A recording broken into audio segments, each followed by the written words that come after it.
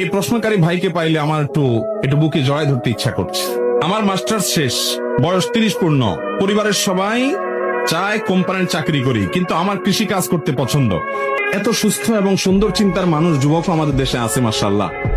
ভাইরা আমার, আমাদের মুসলমানদের মধ্যে কেন জানি গোলামি করতে খুব মনে চায়। আমার অফিসে এক ভদ্রলোক আমাদের আসুন্নাহ ফাউন্ডেশনের ত্রাণ কার্যক্রমে অংশগ্রহণ করেছে, ইঞ্জিনিয়ার মানুষ। বললাম ভাই কি করেন? বলে হুজুর বেকার আছি, আমি চাকরির চেষ্টা করছি, চাকরি পাচ্ছি না। তাই বললাম চাকরি কেন করবেন, ব্যবসা শুরু করে দেন।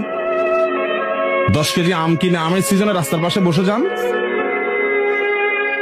সাধারণত একটা শিক্ষিত ছেলে এটা শুনলে অপমান বোধ করে, হুজুর আমি তো আপনার কোনো ক্ষতি করি না, আমার এই ছোট করলেন কেন আপনি? আমি রাস্তার ধারে বসে আম বিক্রি করবো ফুটপাতে?